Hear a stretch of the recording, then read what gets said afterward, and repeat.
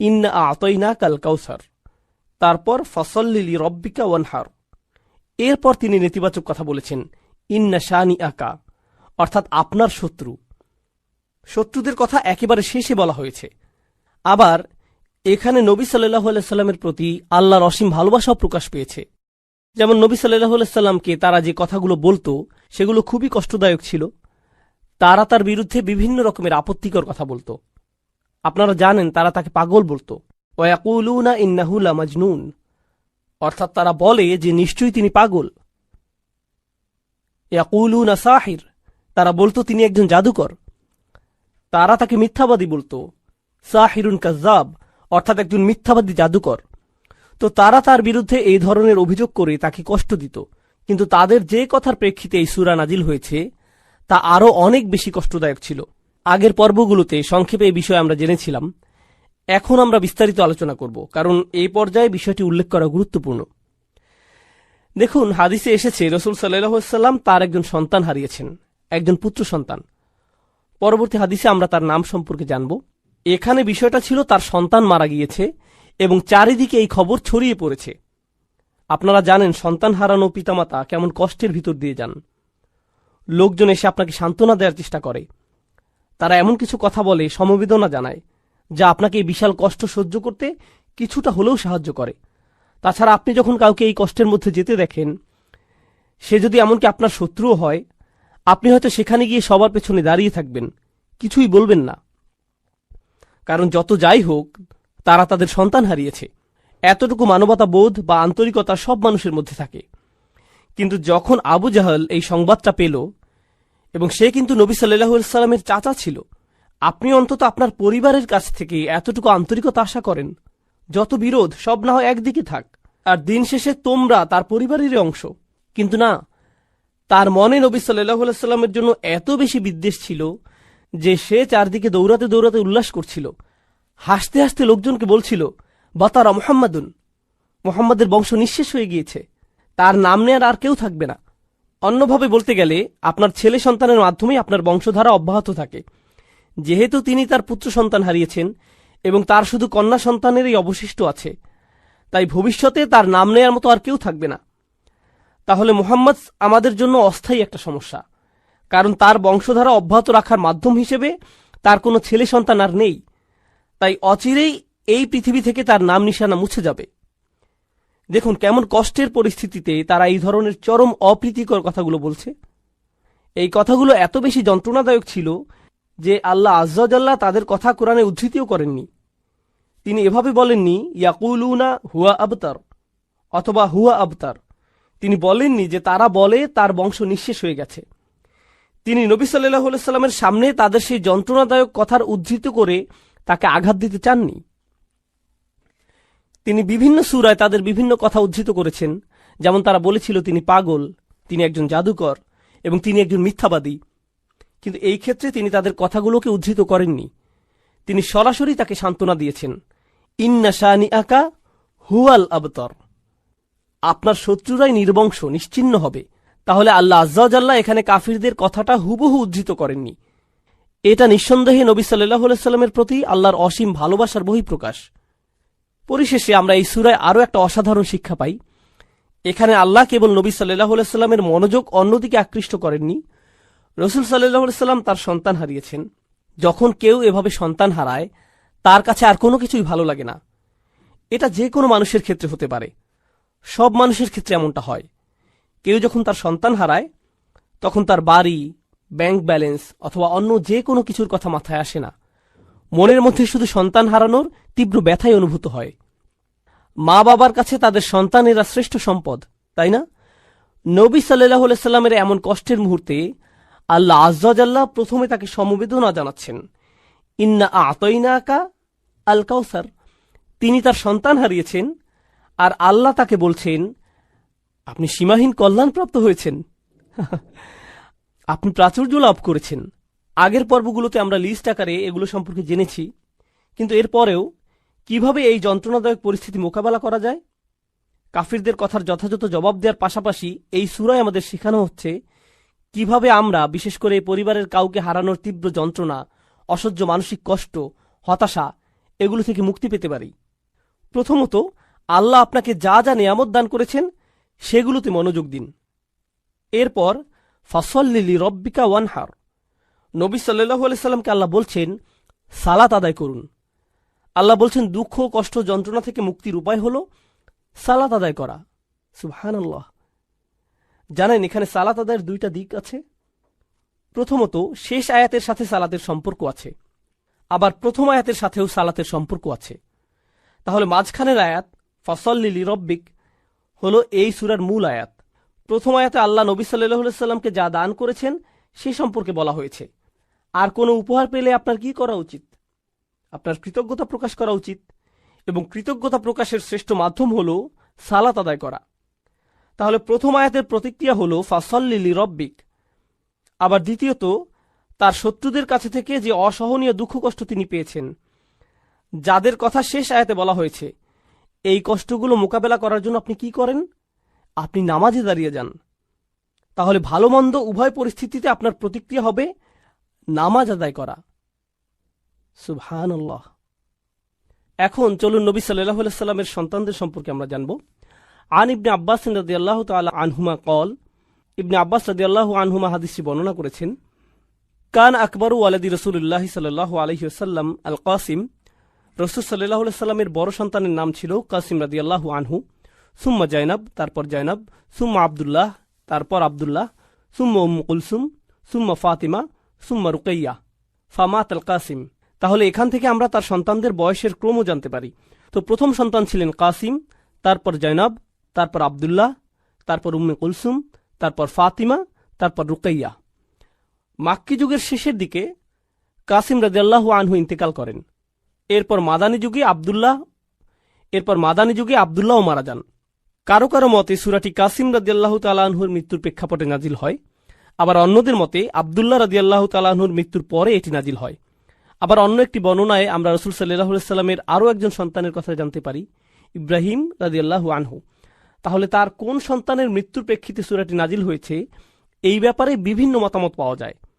আবার আবু আইয়ুব রাদিয়াল্লাহু আনহু বর্ণনা করেছেন, লাম্মা মাতা ইব্রাহিম বিন রাসূলিল্লাহি সাল্লাল্লাহু আলাইহি সাল্লাম মাশাল মুশরিকুনা বা'দুহুম ইলা বা'দ ফাকালু, অর্থাৎ যখন রাসূল সাল্লাল্লাহু আলাইহি সাল্লামের ছেলে ইব্রাহিম রাদিয়াল্লাহু তাআলা আনহু ইন্তেকাল করলেন, মুশরিকরা একে অন্যের কাছে দৌড়ে দৌড়ে যেতে লাগলো এবং বলল, ইন্না হাযা সাবি কদ বাতারাল লাইল।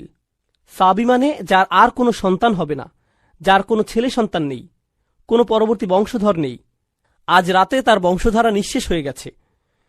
এটা বলে তারা উৎসব করতে লাগলো। ইব্রাহিম রাদিয়াল্লাহু তাআলা আনহুর মৃত্যুর বর্ণনাই অধিক জোরালো। তো এবার আসুন, ফাসল্লি লিরব্বিক, এই আয়াতটি শুরু হয়েছে ফা অক্ষর দিয়ে। ফা সল্লি লিরব্বিক। এখানে ফা সম্পর্কে ইমাম আল আলুসি বলছেন, আল ফা ফি কওলিহি তাআলা, তিনি বলছেন আল্লাহ যখন আয়াতে ফা অক্ষরটি উল্লেখ করেছেন, লি তারতিবি মা বাদাহা আলা মা কবলাহা, এই ফা অক্ষরটি এর পূর্ববর্তী বাক্যাংশের উপর গুরুত্বারোপ করে এবং এটি ফা এর পূর্ববর্তী কথার সাথে এর পরের কথাকে সম্পৃক্ত করে।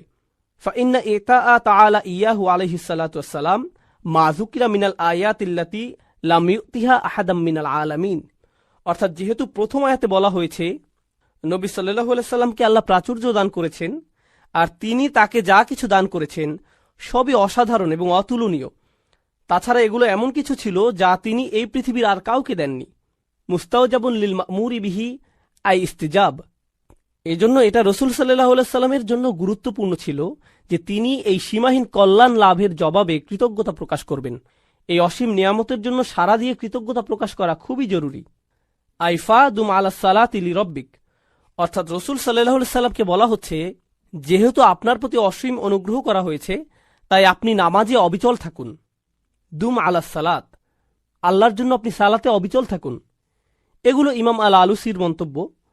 আপনাদের আবার একটু মনে করিয়ে দিতে চাই, এর আগের সূরা থেকে আমরা জেনেছি তারা যখন নামাজ পড়ত তারা উদাসীন থাকত, নামাজের প্রতি তারা যত্নবান ছিল না। তাছাড়া যখনই তারা নামাজ পড়ত লোক দেখানোর জন্য নামাজ পড়ত। আর এই সূরায় ঠিক এর বিপরীত বলা হচ্ছে, তোমরা কেবল তোমাদের রবের জন্য সালাত আদায় করো, ফাসল্লি লিরব্বিক। তিনি শুধু ফাসল্লি বলেননি, যদিও এর মাধ্যমে আদেশটি পরিপূর্ণ বোঝা যাচ্ছে। যেমন তিনি অন্য আয়াতে বলছেন আকিমিস সালাত, শুধু আকিমিস সালাত, কিন্তু এখানে বলছেন ফাসল্লি লিরব্বিক, আপনার রবের জন্য সালাত আদায় করুন, আপনার রবের জন্য। এর মাধ্যমে নামাজ আদায়ের উদ্দেশ্য স্পষ্ট করে বলা হচ্ছে। এখন সল্লি ফা ইন্না সালাতা জামিয়াতু লি জামিহি আকসামুশ শুকুর, এটা খুবই গুরুত্বপূর্ণ। আল্লাহ সালাতের কথা বলেছেন, শুকুরের কথা বলেননি। তিনি বলেননি ওয়া শুকর রব্বাক, তোমার রবের কৃতজ্ঞতা প্রকাশ করো, তাই না? যখন কোনো অনুগ্রহ করা হয় তখন এর জন্য কৃতজ্ঞতা প্রকাশ করা উচিত। তাহলে আমরা বুঝতে পারলাম সালাত হল জামিয়াতু লি জামিই আকসামুশ শুকুর, অর্থাৎ আল্লাহর প্রতি কৃতজ্ঞতা প্রকাশের পরিপূর্ণ, সর্বোৎকৃষ্ট এবং সর্বশ্রেষ্ঠ উপায় হলো আল্লাহর জন্য সালাত আদায় করা। এজন্যই আমরা রাসূল সাল্লাল্লাহু আলাইহি সাল্লামের জীবনে দেখেছি, যখন ভালো কিছু ঘটত বা কোনো ভালো খবর আসতো, তিনি কি করতেন? তিনি সাথে সাথে 2 রাকাত নামাজ পড়তেন। এভাবেই তিনি আল্লাহর কৃতজ্ঞতা প্রকাশ করতেন। এবং এটা আমরা আমাদের নিজেদের জীবনেও প্রয়োগ করতে পারি। যখন কোনো ভালো কিছু আমাদের জীবনে আসে, আমরা কোনো সুসংবাদ পাই, সাথে সাথে আমাদের উচিত সর্বোৎকৃষ্ট উপায়ে তার কৃতজ্ঞতা প্রকাশ করা, আল্লাহর জন্য সালাত আদায় করা।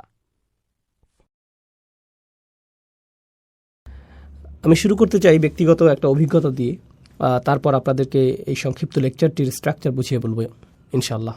যখন আমি ধর্ম সম্পর্কে শিখতে শুরু করলাম এবং কলেজ পড়া অবস্থায় ইসলাম সম্পর্কে আগ্রহী হতে লাগলাম, তখন অনেকগুলো পথ খোলা পেয়েছিলাম।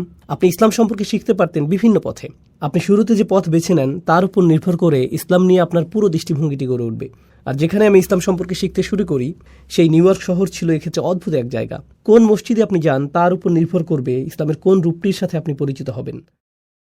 আর আমি খুবই উৎসাহী ছিলাম যে কোনো জায়গা থেকে যতটুকু সম্ভব জ্ঞান অর্জন করার ক্ষেত্রে। আর আমার স্বভাব হলো, যখন আমি কোনো কিছুর মধ্যে ঢুকে যাই তখন নিজেকে সেই জিনিসটির মধ্যে সম্পূর্ণরূপে সমর্পণ করে দিই। আমি ইসলাম শিখেছি একটি দল থেকে, তারপর আরেকটি, তারপর আরেকটি, তারপর আরেকটি, একজন স্কলার, তারপর আরেকজন, তারপর আরেকজন, নিজেকে সম্পূর্ণরূপে সমর্পণ করে দিয়েছি সত্যিকার অর্থে সেই দলটির দৃষ্টিভঙ্গি বোঝার জন্য। অবশেষে আমি একটি বিষয়ের উপর এসে হোঁচট খেলাম। আমি বুঝতে পারলাম যে আমার ভিতরে কিছু একটা সম্পূর্ণ বদলে গেছে। এটা ঘটেছিল এক রমজান মাসে, দিনের পথে আসার প্রথম দিকে, যখন আমি আরবি ভাষার তেমন কিছুই জানতাম না। আমি একটা প্রোগ্রামে অংশগ্রহণ করি। যখন আমার প্রথম কোরআন শিক্ষক ডক্টর আব্দুস সামি পুরো কোরআনকে আলোচনা করেছিলেন অনুবাদের মাধ্যমে। আর যখন তিনি অনুবাদের মাধ্যমে আলোচনা করছিলেন আর প্রত্যেক আয়াতের সারসংক্ষেপ কথোপকথনের মাধ্যমে উপস্থাপন করছিলেন, তখনই প্রথমবারের মতো আমি অনুভব করলাম যে আমি গ্রন্থ হিসেবে কোরআনের সাথে একত্র হতে পারছি। এর আগ পর্যন্ত আমি কোরআন পড়ার চেষ্টা করেছি অনুবাদ সহকারে। পড়ার সময় আমার কাছে মনে হয়েছে যে আমি খুব সহজে এটি থেকে বিচ্ছিন্ন হয়ে যাচ্ছিলাম। আমি খুব সহজে এর অনেক বক্তব্য সম্পর্কে কনফিউশনে পড়ে যাচ্ছিলাম। যদি আপনি ইসলামের মধ্যকার একটি বিষয় অধ্যয়ন করতে চান, আপনি একজন স্কলারকে জিজ্ঞেস করতে পারেন, একটি আর্টিকেল অথবা একটি বই পড়তে পারেন। কিন্তু আপনি যদি একটি সূরা সম্পর্কে অথবা একটি আয়াতের মূল বক্তব্য সম্পর্কে অথবা কয়েকটি অনুচ্ছেদ সম্পর্কে মোটামুটি ভালো জ্ঞান অর্জন করতে চান, তাহলে আপনাকে অনুবাদের সীমা ছাড়িয়েও বেশ দূরে যেতে হবে বিষয়টি আসলেই বোঝার জন্য। আর অনুবাদের বাইরে যে উপকরণ আছে, যাকে বলা হয় তাফসীর, তা বেশ কঠিন মনে হয়েছিল। এটা এমন কোনো জিনিস না যা আপনি সহজেই পড়ে বুঝতে পারবেন। তো আমার মনে হয়েছিল যে কোরআন ও আমার মধ্যে এক ধরনের অসঙ্গতি কাজ করছিল। যদিও এটাই হলো ইসলামের মূল গ্রন্থ, কিন্তু রমজানের সেই অভিজ্ঞতাতে প্রথমবারের মতো আমি আসলেই সত্যিকার অর্থে আল্লাহর বাণীর সাথে একাত্মতা অনুভব করছিলাম। সেই আলোচনাগুলো ছিল 2-3 ঘন্টা লম্বা, আর উপসংহারগুলো ছিল 20-30 মিনিটের।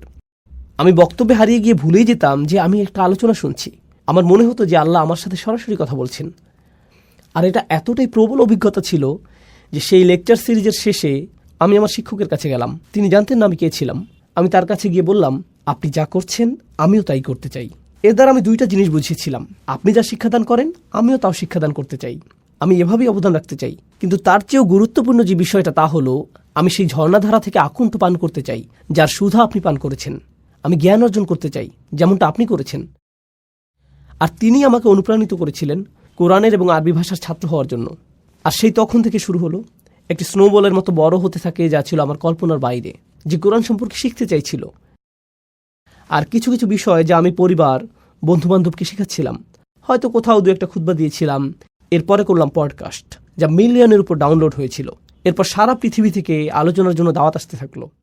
বিভিন্ন জায়গা থেকে উল্লেখযোগ্য সব স্কলারদের কাছ থেকে শিখার অভূতপূর্ব সুযোগ এসে গেল। আর এখন 1 দশকেরও বেশি সময় ধরে বাইয়েরা ইনস্টিটিউট আপনাদের সাথে আছে। তো আলহামদুলিল্লাহ, জিনিসগুলো সেখান থেকে ঘটতে থাকে। কিন্তু এই সব কিছুই শুরু হয় সেই রমজানের কোরআন ক্লাসের অভিজ্ঞতা থেকে। আর সেটাই আমাকে আজকের আলোচনার বিষয়বস্তু নির্ধারণে অনুপ্রাণিত করেছে। এই আলোচনাটি হলো ৬২তম সূরা জুমার প্রথম অংশ নিয়ে।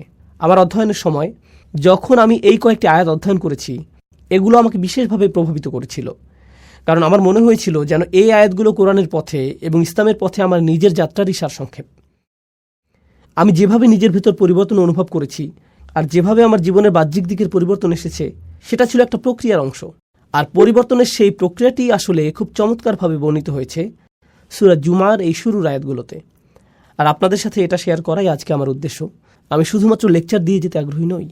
তো এখন আমি আপনাদের সাথে আলোচনা কয়েকটি বিষয় নিয়ে শুরু করব, আর আশা করছি ইনশাআল্লাহ আপনারা আমার সাথেই থাকবেন এবং বিষয়গুলো বুঝতে পারবেন পর্যায়ক্রমে সুশৃঙ্খলভাবে।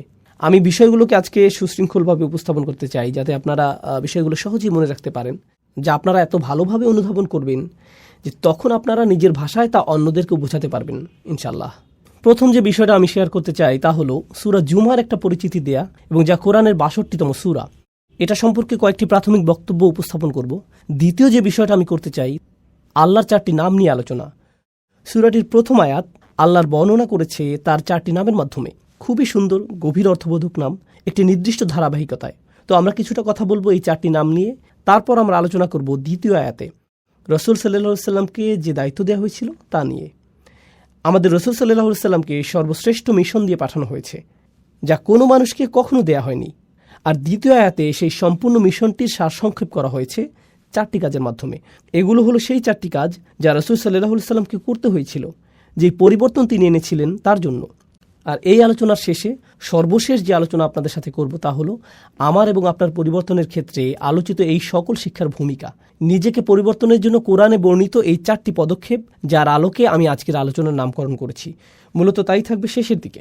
কোরআন থেকে এই শিক্ষাগুলো আমরা শিখব এবং শেষে তা থেকে নির্যাস বের করে আমাদের নিজেদের জীবনে প্রয়োগ করব।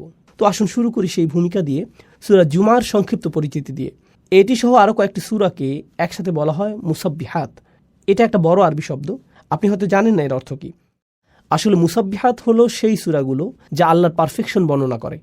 যে বিষয়টি এই সূরাগুলোর সবগুলোতেই দেখা যায় তা হলো সবগুলো সূরার শুরুতে রয়েছে সাব্বাহা লিল্লাহি মা ফিস সামাওয়াতি ওয়াল আরদ, অথবা ইউসাব্বিহু লিল্লাহি মা ফিস সামাওয়াতি ওয়া মা ফিল আরদ, অর্থাৎ আকাশ এবং পৃথিবীর সব কিছুই আল্লাহর পারফেকশনের বর্ণনা করে আসছে, এবং তারা আল্লাহর পারফেকশন বর্ণনা করতে থাকবে, এবং তারা এখনও আল্লাহর পারফেকশন বর্ণনা করে যাচ্ছে। এই ঘোষণা এসেছে এই কয়েকটি মাদানী সূরা শুরুতে, যার একটি হলো সূরা জুমা। কিন্তু লক্ষণীয় অন্য একটি বিষয় হলো এই সবগুলো সূরাই আকাশ এবং পৃথিবীকে তুলনা করেছে মদিনার মুসলমানদের সাথে। রাসূল সাল্লাল্লাহু আলাইহি সাল্লাম মদিনায় হিজরত করার পর সেখানে মুসলিমদের নতুন সমাজ গড়ে ওঠে।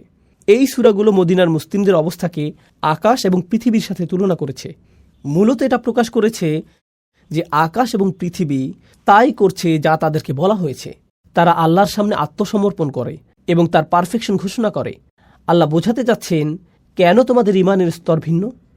তোমাদের কেউ কেউ খুবই নিবেদিত, কেউ কেউ মোটেও নিবেদিত না। তোমাদের কেউ কেউ মুনাফিকিপূর্ণ, তোমাদের কারো কারো সংকল্প দুর্বল, এরকম পার্থক্য বিদ্যমান।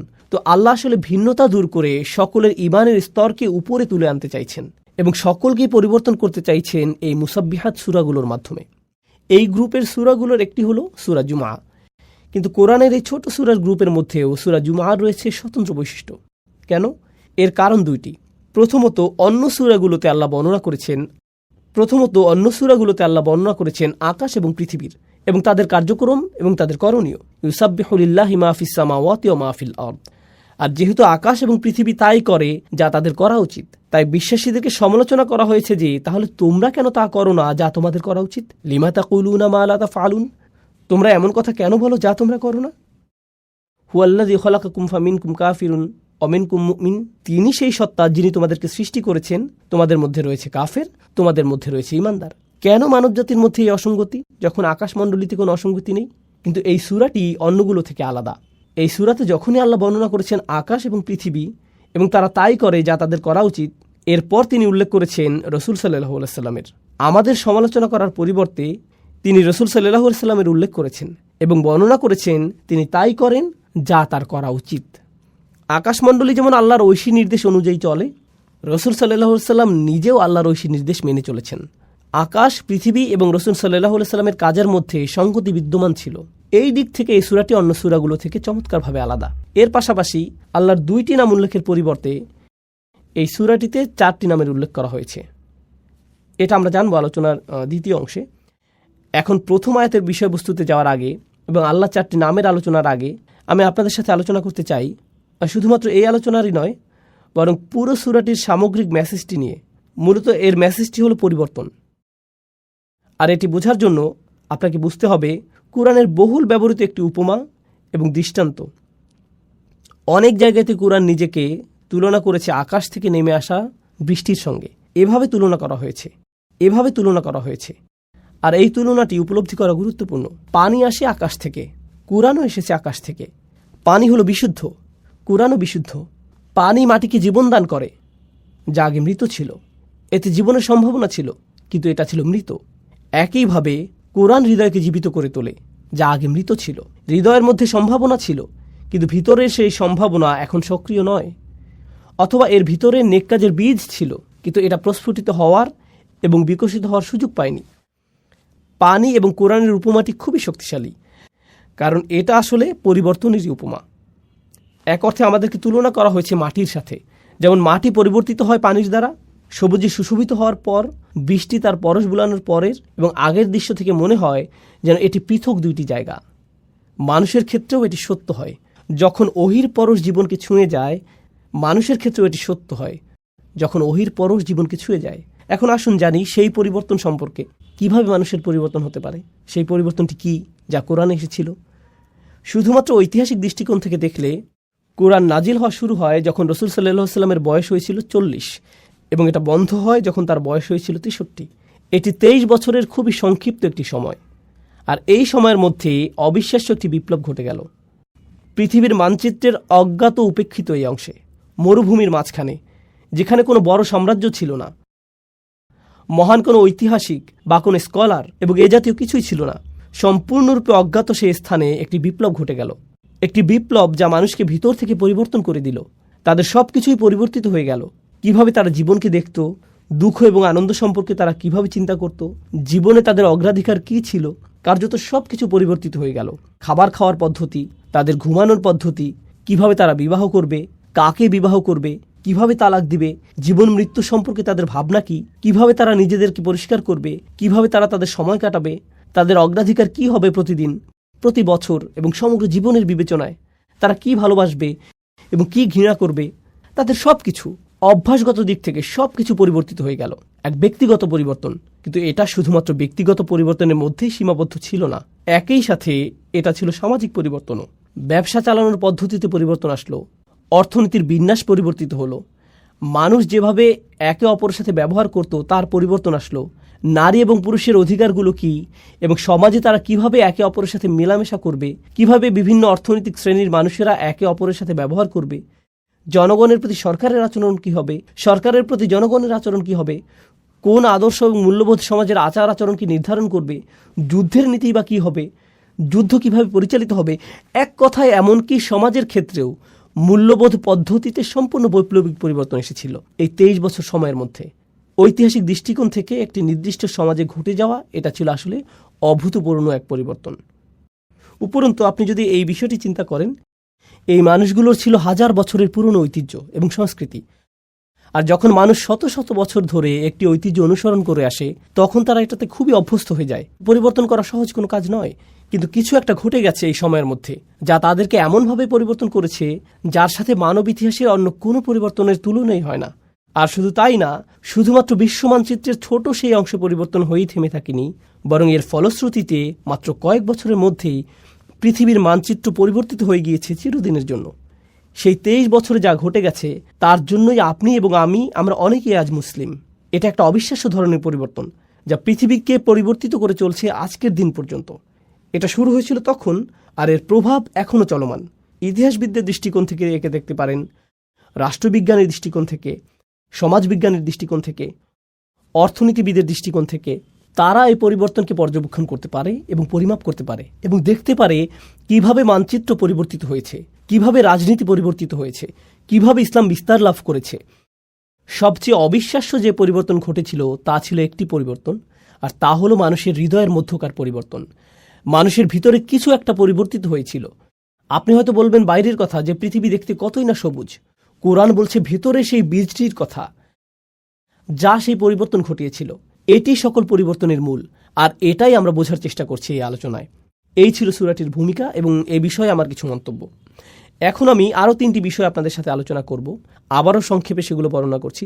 প্রথমত আপনাদের সাথে আলোচনা করব প্রথম আয়াতে উল্লেখিত আল্লাহর 4টি নাম নিয়ে। তারপর আপনাদের সাথে আলোচনা করব দ্বিতীয় আয়াতে উল্লেখিত রাসূল সাল্লাল্লাহু আলাইহি ওয়াসাল্লামকে যে 4টি কাজ দেওয়া হয়েছিল তা নিয়ে। আর তৃতীয়ত আমরা এই সবগুলোকে একসাথে নিয়ে আসব এবং বোঝার চেষ্টা করব কিভাবে আমরা আমাদের নিজেদেরকে পরিবর্তিত করতে পারবো। তো আসুন প্রথম আয়াতটি দিয়ে শুরু করা যাক।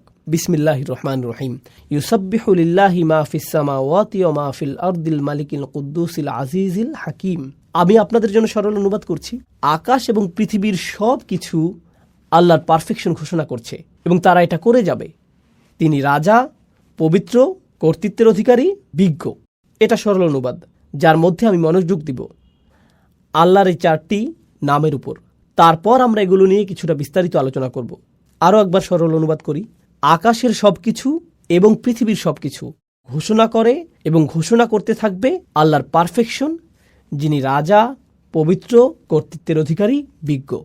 রাজা, পবিত্র, কর্তৃত্বের অধিকারী, বিজ্ঞ। তো আসুন এখন এই নামগুলোর প্রত্যেকটি নিয়ে কিছুটা আলোচনা করা যাক। আর আমি যেটা দিয়ে শুরু করতে চাই, এই বিষয়ে ইমাম ফখরুদ্দিন আল রাজির একটা পর্যবেক্ষণ দিয়ে, যিনি আল্লাহর এই 4টি নাম নিয়ে একসাথে চিন্তা করেছেন। আর তার মতে যে জিনিসটা এই 4টি নামকে একসাথে যুক্ত করেছে তা হলো প্রত্যেকটি নামই এর নিজস্ব ভঙ্গিতে আপনাকে আল্লাহর আরও কাছে নিয়ে যাবে। প্রত্যেকটি নামই আপনাকে আল্লাহর প্রতি আকৃষ্ট করে এবং আপনাকে আল্লাহর সান্নিধ্যে রেখে দেয়। ফখরুদ্দিন আল রাজি এটা বর্ণনা করেছেন। আমি তার ব্যাখ্যা থেকে কিছু উদ্ধৃতি উল্লেখ করছি। আল্লাহর গুণবাচক নাম রাজা বিষয়ে আমি তার ব্যাখ্যা দিয়ে শুরু করছি। أن العظيم لا ينصرف عن مجلس من كان عنده إلا عند انفضاد مجلسه أو إذانه بانصرافهم। যখন আপনি মহিমান্বিত কারো সান্নিধ্যে থাকেন, এই ক্ষেত্রে একজন রাজার সান্নিধ্য, এটা অশোভনীয় যে আপনি সেখান থেকে হঠাৎ করে বের হয়ে আসবেন। আপনাকে রাজকীয় সান্নিধ্যের সম্মান দেওয়া হয়েছে। আপনি আমন্ত্রিত হয়েছেন কোনো প্রাসাদে, তখন আপনি কোনো রেস্টুরেন্ট বা ট্রেন স্টেশন অথবা সিনেমা হলে বসে নেই যে আপনি উঠে চলে আসলেন।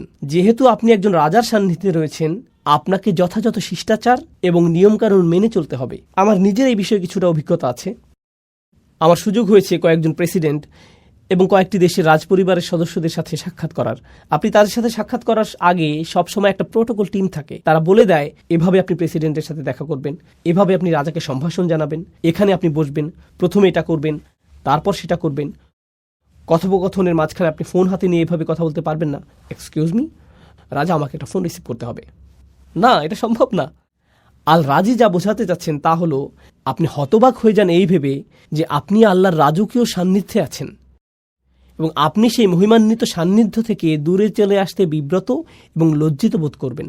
আপনি এতটা সম্মানিত বোধ করছেন যে সেখানে আপনি পৌঁছাতে পেরেছেন। কেন আপনি চাইবেন সেই নৈকট্য ছেড়ে আসতে? আপনার মন চাইবে না সেই নৈকট্য ত্যাগ করতে। তো আল্লাহর এই প্রথম নামটি আপনাকে সেই রাজকীয় নৈকট্যের প্রতি আকৃষ্ট করে এবং সেখানে থাকতে অনুপ্রাণিত করে। আল্লাহর দ্বিতীয় নামটি আল কুদ্দুস, যার সরল অনুবাদ আমি করেছি পবিত্র। আল রাজি এ বিষয়ে বলছেন আল মুনাজ্জাহু আনিন নুকস ওয়া হুয়া ইউরগাবু ফি হাদরাতিহি। এটা বোঝায় এমন ব্যক্তিকে যিনি সকল ত্রুটি থেকে মুক্ত। আর যেহেতু সেই ব্যক্তি ত্রুটি থেকে মুক্ত, সে হয় পরিশুদ্ধ, খাঁটি চরিত্রের অধিকারী। সবাই এই ধরনের সত্তার সান্নিধ্য কামনা করে। আরও সহজ করে বলছি, মানুষ বিশুদ্ধ চরিত্র পছন্দ করে। আমরা এ ধরনের মানুষ ভালোবাসি যারা তাদের কথায়, তাদের আচরণে, তাদের ব্যবহারে পরিশুদ্ধ, তাদের উদারতা পরিশুদ্ধ, তাদের পরামর্শ পরিশুদ্ধ, তাদের একনিষ্ঠতা পরিশুদ্ধ। আপনি এই ধরনের মানুষের দিকে আকৃষ্ট হন। সত্যবাদী মানুষ, সৎ মানুষ, স্বচ্ছ চরিত্রের মানুষ, এই ধরনের মানুষের চারপাশে আপনি থাকতে চান। মানবজাতির স্বভাবগতভাবেই সত্যবাদিতা, পরিচ্ছন্নতা এবং বিশুদ্ধ চরিত্রের দিকে আকৃষ্ট হয়। বাহ্যিক দিক থেকেও আপনি যদি কোনো দূষিত এলাকায় বসবাস করেন, যেখানে রয়েছে ধুলাবালি এবং এ জাতীয় জিনিস, মানুষ সেটা থেকে কোথায় চলে আসতে চায়? প্রাকৃতিক পরিবেশে, যেখানে তারা তাজা হাওয়ার শ্বাস নিতে পারবে, যেখানে তারা বিশুদ্ধ পানি পান করতে পারবে। বিশুদ্ধতা এমন একটা বিষয় যা মানুষকে যেমন আকৃষ্ট করে মানসিক দৃষ্টিকোণ থেকে, শারীরিক দিক থেকেও আমরা বিশুদ্ধতা এবং পরিচ্ছন্নতার প্রতি আকৃষ্ট হই। আমরা ময়লা ও অপরিচ্ছন্নতা থেকে দূরে থাকতে চাই। এটা মানব প্রবৃত্তি যা আল্লাহ আমাদের মধ্যে দিয়েছেন।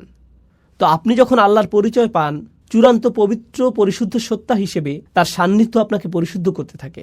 তখন আপনি আপনার ভিতরে পরিবর্তন লক্ষ্য করেন, আর এই অবস্থায় আপনি সেই সান্নিধ্য ত্যাগ করতে চান না। তো এই পর্যন্ত বলেছি আল্লাহর দুইটি নাম, দ্রুত রিভিশন দিচ্ছি। রাজা, এটি ছিল প্রথম নাম, এবং পবিত্র, এটি ছিল দ্বিতীয় নাম। আল্লাহর তৃতীয় নামটি হলো কর্তৃত্বের অধিকারী, আল আজিজ। يعتز الملتفون حوله فمفارقتهم حضرته تفريط في العزة. আমি নামগুলোকে সহজ রাখার চেষ্টা করছি যাতে আপনারা শব্দগুলো মনে রাখতে পারেন। নামগুলো হলো রাজা, পবিত্র, কর্তৃত্বের অধিকারী, বিজ্ঞ। এখন আমরা কর্তৃত্বের অধিকারী নামটিতে আছি। তো আসুন আরবি ভাষা অনুযায়ী আল আজিজ শব্দটি নিয়ে কিছুটা আলোচনা করি। এর মধ্যে আসলে দুইটি অর্থ অন্তর্ভুক্ত। এর একটি অর্থ হলো কর্তৃত্ব, যা আমি ইতিমধ্যে অনুবাদ করেছি, কিন্তু এর অর্থের মধ্যে সম্মান এবং মর্যাদা অন্তর্ভুক্ত। আর আপনি যদি এই দুইটি অর্থকে মিলিত করেন, তখন আল আজিজ যে ধারণাটি প্রদান করে তা হলো এমন কর্তৃত্ব যিনি সম্মানেরও যোগ্য। এটা গুরুত্বপূর্ণ একটা স্বতন্ত্র বৈশিষ্ট্য, কারণ এমন মানুষ আছে যাদের কর্তৃত্ব আছে কিন্তু তাদের কোনো সম্মান নেই।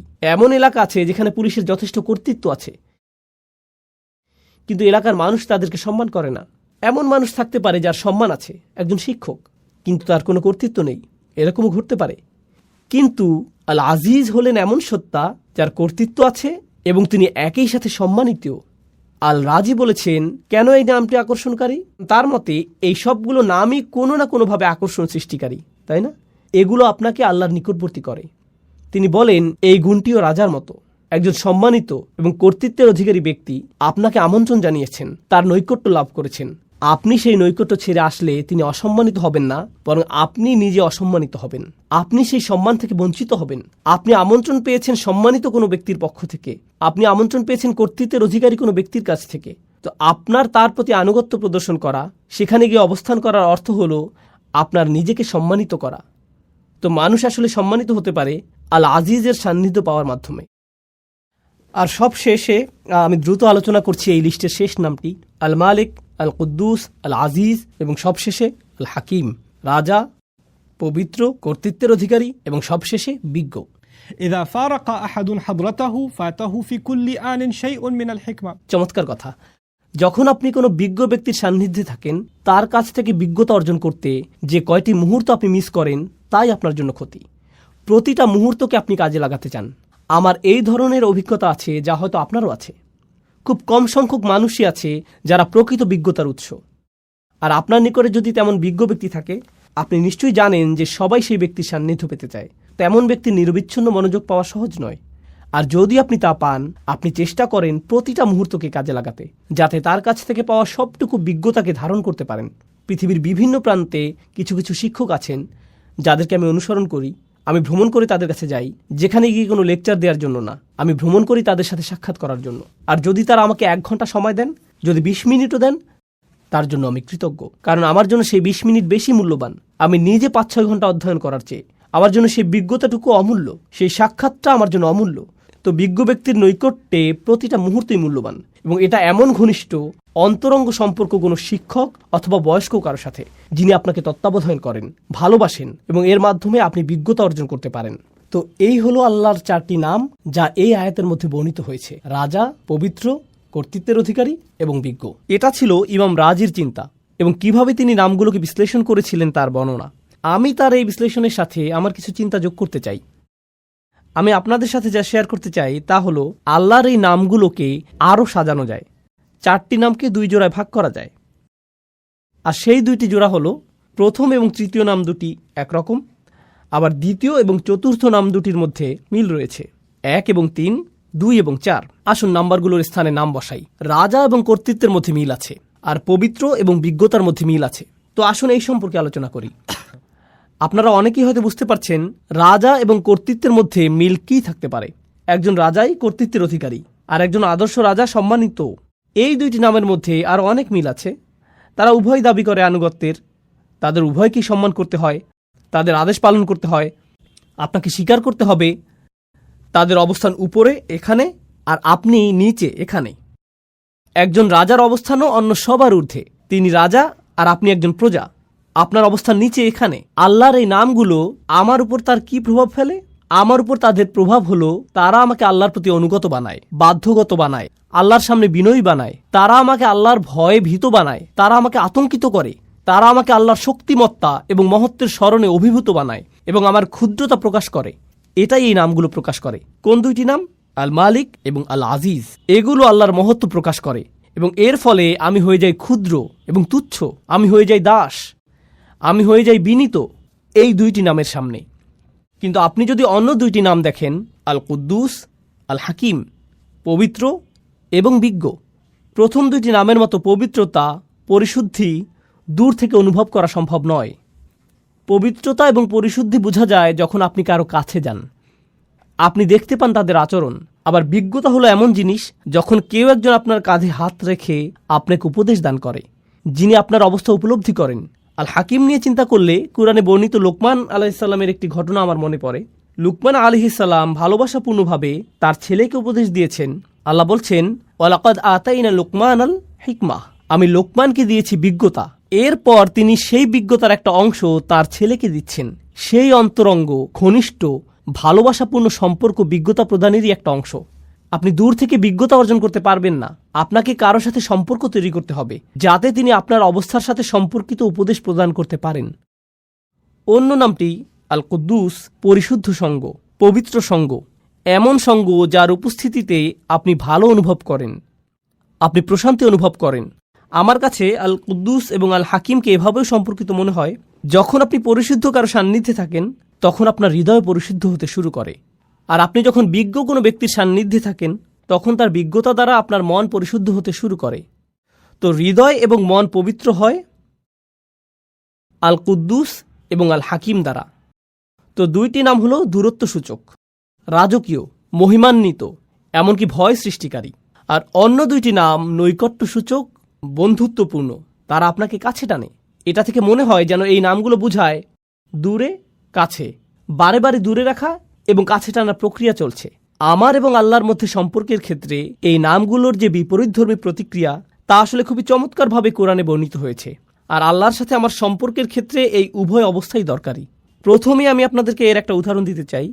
এক্ষেত্রে আমার প্রিয় উদাহরণটি হল মূসা আলাইহিসসালামের উদাহরণ। যখন তিনি আগুন দেখতে পেলেন, তিনি ছিলেন তার পরিবারের সাথে, আর তখন তিনি পাহাড়ের উপর আগুন দেখতে পেলেন। তিনি তার পরিবারকে বললেন, তোমরা এখানে থাকো, আমি আগুন দেখতে পেয়েছি, সম্ভবত আমরা সেখান থেকে পথ চলার নির্দেশনা পাব। তিনি বুঝতেই পারেননি যে উপরে গিয়ে তিনি আল্লাহর সাথে কথা বলবেন। যখন তিনি সেখানে গেলেন তখন প্রথম অনুভূতি কি ছিল? আল্লাহ বলেছেন, ইয়া মূসা ইন্নী আনা রব্বুক ফাখলা'আন আলাইক। মূসা, নিঃসন্দেহে আমি তোমার প্রভু, অতএব জুতা খুলে প্রবেশ করো। ইন্নাকা বিল ওয়াদিল মুকাদ্দাসি তুয়া, নিঃসন্দেহে তুমি পবিত্র তুয়া উপত্যকায় আছো। তিনি ভয় পেয়ে গেলেন। আল্লাহ মূসা আলাইহিস সালামের উপর তার প্রভুত্বকে প্রতিষ্ঠিত করলেন। তিনি একজন দাস মাত্র, জুতা খুলে ফেলো, যথাযথ সম্মান প্রদর্শন করো।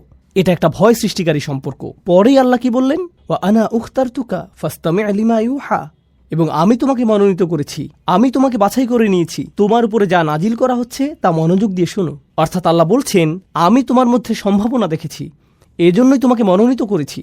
এখন তিনি মূসা আলাইহিস সালামকে স্বাভাবিক করতে চাইছেন। ইন্নানি আনাল্লাহ লা ইলাহা ইল্লা আনা ফা'বুদনি, নিঃসন্দেহে আমি আল্লাহ, আমি ছাড়া ইবাদতের যোগ্য আর কেউ নেই, আমার দাসত্ব করো। এটা আবারও প্রভুত্ব এবং দাসত্ব ভয় সৃষ্টিকারী সম্পর্ক।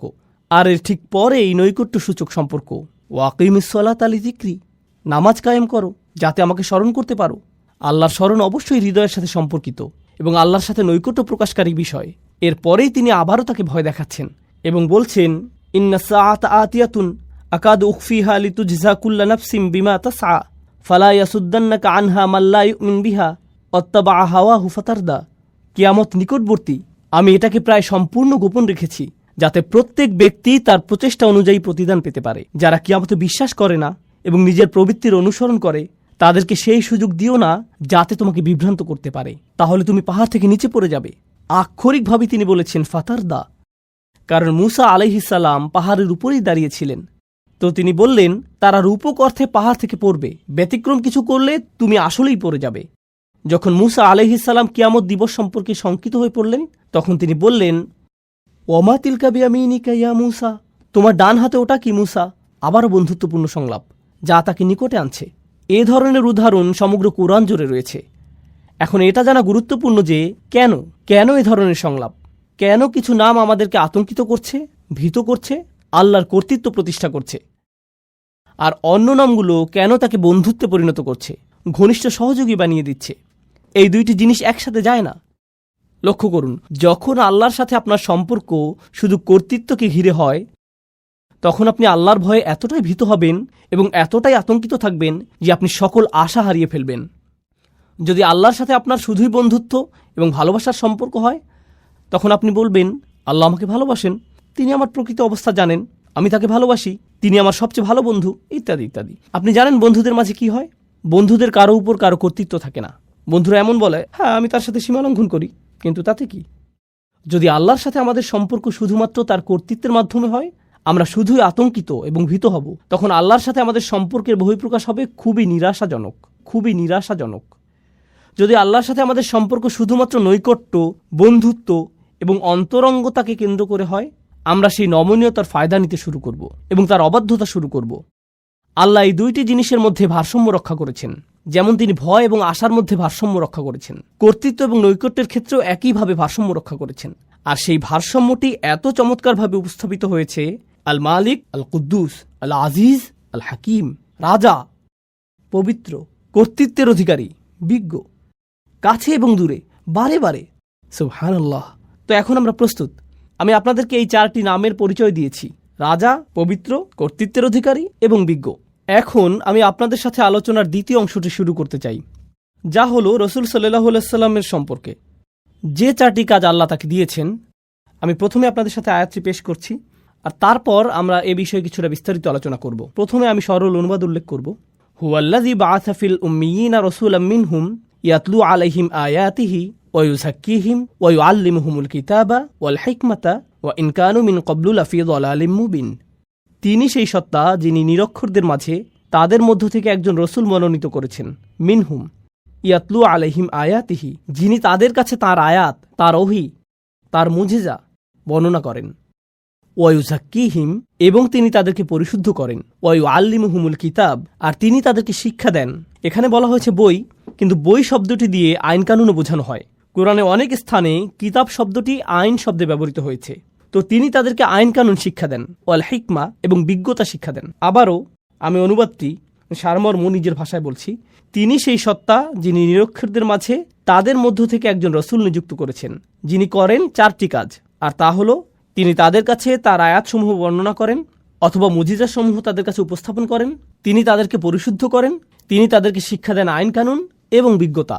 ওয়া ইন কানু মিন ক্বাবলু লাফি যালালিম মুবিন, অর্থাৎ যদিও অনেক আগে থেকেই তারা স্পষ্ট বিভ্রান্তিতে ডুবে ছিল, এই লোকগুলো পথভ্রষ্ট ছিল।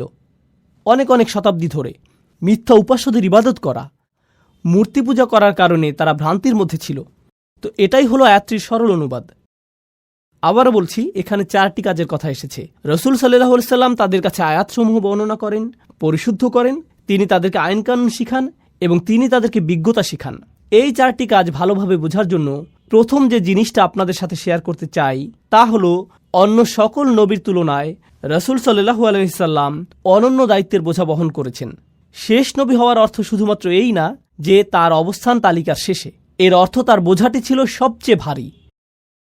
মানবতাকে পথ দেখাতে আর কোনো নবী আসবেন না। তো তাকে যে দায়িত্ব দেয়া হয়েছিল এবং তার যা করণীয় ছিল, সেই 23 বছর সময়ে তা শুধুমাত্র তার সরাসরি শ্রোতাদের পরিবর্তনের জন্যই ছিল না, বরং তাকে যা দেয়া হয়েছিল তা অবিরামভাবে মানবজাতিকে সংশোধন করে যাবে কিয়ামত পর্যন্ত।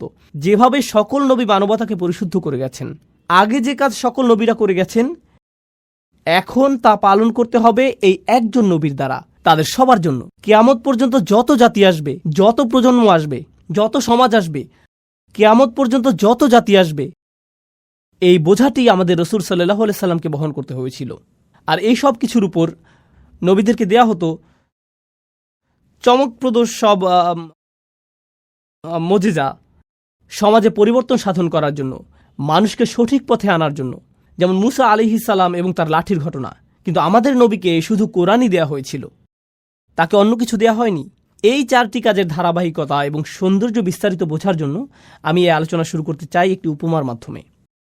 আর আমার মনে হয় এই উপমাটির মধ্যে আয়াতের মূল বিষয়গুলো চলে আসবে। অনেক আগের অনুন্নত এক গ্রামের কথা কল্পনা করুন, যাতে তেমন একটা সভ্যতার ছোঁয়া লাগেনি। যারা সেখানে বসবাস করে তাদের তেমন কোনো আইন কানুন এবং অবকাঠামোও ছিল না। আর তারা একদিন একটি বাহিনীকে আসতে দেখল, যেখানে ছিল সুসজ্জিত ঘোড়া, পোশাক পরিহিত সৈনিক, তাদের সাথে রাজদূতও এসেছেন। আর সেই রাজদূতের দেহে এমন সব পোশাক যা তারা আগে দেখেনি কখনো। নিঃসন্দেহে এই নবাগতরা এই এলাকার অধিবাসী না। আর সেই দূত তাদের সামনে একটি রাজফরমান মেলে ধরলেন এবং একজন রাজার পাঠানো বার্তা তাদেরকে পড়ে শোনাতে লাগলেন, যিনি কিনা তাদের গ্রামকে দখল করতে চান, তার সাম্রাজ্যের অন্তর্ভুক্ত করতে চান এবং তাদের তার রাজ্যের অংশ হওয়ার সুযোগ দানে ধন্য করতে চান। তিনি সেই রাজার পক্ষ থেকে এই সকল বার্তা তাদেরকে দিয়ে যাচ্ছেন। গ্রামের অধিবাসীরা তাকে দেখে বলল, প্রথমত এটা পরিষ্কার যে আপনারা বহিরাগত, কিন্তু কিভাবে আমরা বুঝবো যে আপনি আসলে একজন রাজার কাছ থেকে এসেছেন? এর সপক্ষে কি প্রমাণ আছে আপনার কাছে? কি প্রমাণ আছে আপনার কাছে? তো তিনি তাদেরকে দেখালেন মুদ্রা। তিনি তাদেরকে এমন ধনভাণ্ডার দেখালেন যার অধিকারী হওয়া একজন রাজার পক্ষেই সম্ভব। তিনি তাদেরকে এমন কিছু নিদর্শন দেখালেন যাতে প্রকাশ পায় যে তিনি আসলে একজন রাজপ্রতিনিধি। যদি তারা সন্তুষ্ট হয়, তারা বলবে, আমরা তার কথা শুনে দেখব, আমরা শুনতে চাই এই রাজার কি বক্তব্য। আমরা বেশ চমৎকৃত হয়েছি এই বাহিনী এবং এর সাথে যা কিছু তিনি নিয়ে এসেছেন এবং তার রাজকীয় প্রমাণাদি দেখে। আমরা তার প্রস্তাবটি বিবেচনা করব। এখন আপনি যদি সেই বাহিনীর সাথে গিয়ে রাজার সাথে সাক্ষাৎ করতে যান, তাহলে আপনাকে সবচেয়ে সুন্দর পোশাকটি পরিধান করতে হবে, আপনাকে রাজদরবারের রীতিনীতি মেনে চলতে হবে, আপনাকে নিজেকে পরিশুদ্ধ করতে হবে, আপনাকে নিজেকে পরিচ্ছন্ন করতে হবে। আয়াতে আমরা যা শিখছি তার সাথে মিলাতে থাকুন। আপনি রাজার সাক্ষাৎ পেলেন আর রাজা আপনাকে বললেন, যদি তোমরা আমার রাজ্যের অন্তর্ভুক্ত হতে চাও, এই আইনকানুনগুলো তোমাদের মেনে চলতে হবে, এই বিধিবিধানগুলো এখন থেকে পালন করতে হবে, এটাই হবে তোমাদের সংবিধান। আর সেই দূত আস্তে আস্তে এই মানুষগুলোকে গড়ে তুললেন আর তারা একের পর এক রাজ্যের আইনগুলো তাদের সমাজে বাস্তবায়িত করতে লাগলো। একসময় তারা নিজেরাও হয়ে উঠল পরিশুদ্ধ, সুপ্রশিক্ষিত, সুপ্রতিষ্ঠিত, পরিশীলিত একটি সমাজ। আর যখন তারা প্রশিক্ষিত হতে শুরু করে, তখন তারা পরিশীলিত জাতিতে পরিণত হওয়ার সুফল উপলব্ধি করতে শুরু করে। তারা এই সকল আইনের সুবিধা আগে দেখতে পায়নি, কিন্তু এখন তারা সেই সুবিধাগুলো দেখতে পাচ্ছে। তো পরিশুদ্ধির এই প্রক্রিয়া তারা অতিক্রম করলো। আমি আপনাদের সামনে এই উপমাটি উপস্থাপন করলাম কারণ এটা রসুল সাল্লাল্লাহু আলাইহি সাল্লামের কাজের সাথে মোটামুটি মিলে যায়, কিন্তু কিছু অমিলও আছে। মিলগুলো হলো, রসুল সাল্লাল্লাহু আলাইহি সাল্লাম যেই মানুষগুলোর মধ্যে এসেছিলেন, তারা তাদের রাজার কাছ থেকে কোনো বাণী পায়নি অনেক অনেক প্রজন্ম ধরে। ওয়া ইন কানু মিন ক্বাবলু লাফি যালালিম মুবিন। রসুল সাল্লাল্লাহু আলাইহি সাল্লাম প্রথম কোন কাজটি করলেন? তিনি আল্লাহর আয়াতগুলো বর্ণনা করেছিলেন। মানুষ কোরআনের বাণী শুনল আর তিনি দাবি করেছিলেন যে এটা এসেছে আল্লাহর কাছ থেকে। তারা বলল, কিভাবে আমরা বুঝবো যে এটা আল্লাহর কাছ থেকে এসেছে? কি প্রমাণ আছে আপনার কাছে যে এটা আল্লাহর বাণী? আল্লাহর বাণীগুলো এতটাই শক্তিশালী, এতটাই অভিজাত, এতটাই অনুকরণীয়, আপনার পক্ষে এর মতো কিছু তৈরি করা সম্ভব না। এর প্রভাব এতটাই অভিভূতকারী যে যারা এটা শুনবে তারা তৎক্ষণাৎ বুঝতে পারবে যে এই কথাগুলো কোনো মানুষের কথা নয়। তারা আল্লাহর বাণীর মুজিজা সরাসরি উপলব্ধি করেছিল, আর শুধুমাত্র এটাই তাদেরকে বিনয়াবনত করেছিল। এরকম নজিরও রয়েছে, যখন মানুষ রসুল সাল্লাল্লাহু আলাইহি সাল্লামের সাথে বিতর্ক করতে এসেছিল, তখন তিনি আয়াত পাঠ করতে করতে এমন আয়াতে গেলেন যেখানে আল্লাহ আদেশ করেছেন সবাইকে সিজদায় অবনত হওয়ার জন্য। এরকম ঘটেছে, কাফেরদের সম্পূর্ণ জনসমাবেশ সেখানে সিজদায় পড়ে গিয়েছিল। এরকম ঘটেছে, কোরআনের বাণী তাদেরকে অভিভূত করে ফেলেছিল। এই প্রথম কাজটি রসুল সাল্লাল্লাহু আলাইহি সাল্লাম করেছেন, মানুষকে কোরআনের শক্তিশালী মুজিজার সাথে পরিচয় করিয়েছেন। ইয়াতলু আলাইহিম আয়াতিহি, তিনি এটা তাদের কাছে উপস্থাপন করেছেন। আর যখন উপস্থাপন করলেন, তারা বিস্ময়ে অভিভূত হয়ে গেল। এই মানুষটি এটা সৃষ্টি করতে পারে না, এটা এসেছে অনেক বেশি মহান, অনেক বেশি রাজকীয়, অনেক বেশি শক্তিশালী কোন সত্তার কাছ থেকে। কিছু মানুষ এই বাণীগুলোর দ্বারা এতটাই অভিভূত হয়ে গেল যে তারা সংকল্প করল যে তারা এই বাণীকে গ্রহণ করে নিবে, এবং তারা উপলব্ধি করল যে এখন তাদেরকে পরিশুদ্ধ হতে হবে। এই সকল মানুষেরা তখন রসুল সাল্লাল্লাহু আলাইহি সাল্লামকে সঙ্গ দিয়েছিলেন। তারা তার চারপাশে থাকতেন, তাকে ঘিরে থাকতেন, তারা তাকে কেন্দ্র করে একটি সমাজ গড়ে তুলল। আর তিনি তাদেরকে সার্বক্ষণিকভাবে আল্লাহর স্মরণে রেখেছিলেন। ফাযাক্কির ইন নাফাআতিয যিকরা, স্মরণ করিয়ে দাও যদি স্মরণ করানো উপকারে আসে। ফাইন্না যিকরা তানফাউল মুমিনিন, সার্বক্ষণিক জিকির দ্বারা মুমিনরা উপকৃত হবে। রসুল সাল্লাল্লাহু আলাইহি সাল্লাম আল্লাহর বাণীর মাধ্যমে তাদেরকে সার্বক্ষণিকভাবে আল্লাহর স্মরণের মধ্যে রেখেছিলেন। আর সেই স্মরণের মাধ্যমে দুইটি জিনিস ঘটল। তাদের হৃদয় পরিশুদ্ধ হতে শুরু করলো লোভ থেকে, হিংসা থেকে, বস্তুবাদ থেকে, দুনিয়াবী প্রয়োজন এবং দুশ্চিন্তা থেকে। আল্লাহর সাথে তাদের হৃদয়ের সম্পর্ক ক্রমশ জোরালো হতে লাগলো, আর এই পৃথিবীর সাথে ধীরে ধীরে সম্পর্কহীন হতে লাগলো। তারা চারপাশকে আরও পরিশুদ্ধ এবং সৌন্দর্যমণ্ডিতভাবে দেখতে লাগলো। তবে তাদের মনও পরিশুদ্ধ হতে শুরু করলো, তাদের চিন্তা পদ্ধতিতে পরিবর্তন আসা শুরু করলো। তারা বিভিন্ন বিষয়কে সমালোচনার দৃষ্টিতে দেখতে লাগলেন যা আগে করেননি। তারা এমন সব বিষয়কে সমাদর করতে শুরু করলেন এই পরিশুদ্ধি ঘটেছিল তাদের অবিরত ওহির জ্ঞানের সংস্পর্শে থাকার কারণে। ওয়ায়ুযাক্কিহিম, তিনি তাদেরকে পরিশুদ্ধ করেছেন। আর যখন তারা পরিশুদ্ধির একটা নির্দিষ্ট স্তরে পৌঁছলেন, তখন তাদের হৃদয় এবং মন সম্পূর্ণভাবে আল্লাহর নিকট সমর্পিত হয়ে গেল। আর আগেই তারা আল্লাহর মুজিজার দ্বারা অভিভূত হয়েছিলেন। এভাবেই তারা সবচেয়ে শক্তিশালী মানুষে পরিণত হলেন, এমন মানুষ যারা সবকিছু ছাড়তে প্রস্তুত ছিলেন। অবশেষে আল্লাহ তাদেরকে আইনের বিধিবিধান প্রদান করলেন।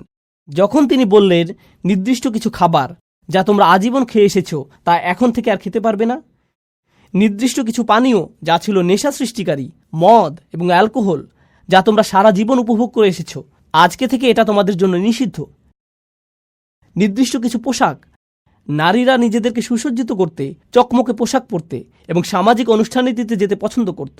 আর তারপর কোরআন বলল, না, আজকে থেকে তোমরা অন্যভাবে পোশাক পরিধান করবে, এবং তাদেরকে আইনের বিধিবিধান দিল। যখন আল্লাহ আইনের বিধিবিধান দিলেন, এই মানুষগুলো তৎক্ষণাৎ প্রস্তুত ছিলেন তা বাস্তবায়নের জন্য। কেন এরকম ঘটল? কারণ দীর্ঘ একটা সময় ধরে দুইটি বিষয় ঘটে গিয়েছিল।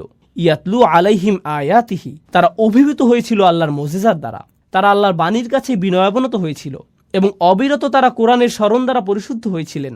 এরপর অবশেষে তারা প্রস্তুত হয়েছিলেন আইন মানার জন্য। এই বিষয়ে হযরত আয়েশা রাদিয়াল্লাহু তাআলা আনহার উক্তিটি স্মরণীয় হয়ে থাকবে, লাউ আউয়ালা মা নাযালা মিনাল কুরআন লা তাশরবুল খামর লাকুল্লা আল্লাহি লান নাতরুকাল খামরা আবাদা। তিনি বলেছেন, কুরআন নাজিলের প্রথমেই যদি বলা হতো যে মদ পান করো না, তাহলে আমরা বলতাম আমরা কখনোই মদ ছাড়ব না, আমরা কখনোই এটা ত্যাগ করতাম না, কারণ তখন আমরা পরিশুদ্ধ হইনি। এটাই তিনি বোঝাতে চেয়েছেন। এখানে ওয়ায়ু আল্লিমহুমুল কিতাব, অর্থাৎ তিনি তাদেরকে কিতাব শিক্ষা দেন, এই অংশটি খুবই শক্তিশালী একটা বিষয় যা আমাদেরকে অনুধাবন করা জরুরি। তো এখানে ইয়াতলু আলাইহিম আয়াতিহি ওয়ায়ু আল্লিমহুমুল কিতাব, অর্থাৎ তিনি তাদেরকে কিতাব শিক্ষা দেন, এই অংশটি খুবই শক্তিশালী একটা বিষয় যা আমাদেরকে অনুধাবন করা জরুরি। ইসলামের আইনকানুনগুলো এরকম না যে শুধুমাত্র বলে দিলাম এটা হারাম, এটা হারাম, ওটা হারাম। আপনি যদি আসলেই চান যে তারা পরিবর্তিত হোক, তাহলে তাদেরকে কোরআনে বর্ণিত এই একই প্রক্রিয়ার মধ্য দিয়ে যেতে হবে। এখন সব শেষে আসছে অন্তহীন পথ চলার কথা, ওয়াল হিকমা, অর্থাৎ তিনি তাদেরকে বিজ্ঞতা শিক্ষা দেন। কেন আমি এটাকে বলছি অন্তহীন পথ চলা? লক্ষ্য করুন, আইন হলো সীমিত সংখ্যক বিধিবিধানের একটি সমষ্টি। এটা সীমিত কিছু নির্দেশনা, এটা নিষিদ্ধ, এটা নিষিদ্ধ, এটা নিষিদ্ধ, এটা অবশ্য করণীয়। আপনাকে দিনে 5 ওয়াক্ত নামাজ আদায় করতে হবে, সামর্থ্য থাকলে হজে যেতে হবে, আপনাকে রমজান মাসে রোজা রাখতে হবে। আইনের সংখ্যা সীমিত।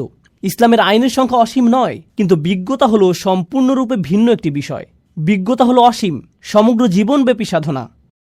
কুরআন শুধুমাত্র আমাদেরকে আইন দিতে আসেনি, কুরআন এসেছে সারা জীবনব্যাপী পাওয়া যায় এমন বিজ্ঞতা দিতে। আমার সমগ্র জীবন যদি ব্যয় হয় কোরআন থেকে বিজ্ঞতা অন্বেষণ করতে, তবুও সামান্য কয়েক ফোঁটা অর্জন করেই আমাকে পৃথিবী ছাড়তে হবে। এটাই বিজ্ঞতার ধরন। তো সবশেষে আল্লাহ আযজা ওয়া জাল্লা বলছেন, তিনি তাদেরকে বিজ্ঞতা শিক্ষা দেন, তিনি তাদেরকে সেই পদ্ধতির শিক্ষা দেন যাতে তারা এই গ্রন্থটির সাথে সম্পর্ক তৈরি করতে পারে এবং এটা থেকে আরও রত্ন আহরণ করতে পারে। আফালা ইয়াতাদাব্বারুনা কুরআন, তারা কি কোরআন নিয়ে গভীর মনোনিবেশ সহকারে চিন্তা করে না? এই প্রক্রিয়াটির কথাই কোরআনে এসেছে।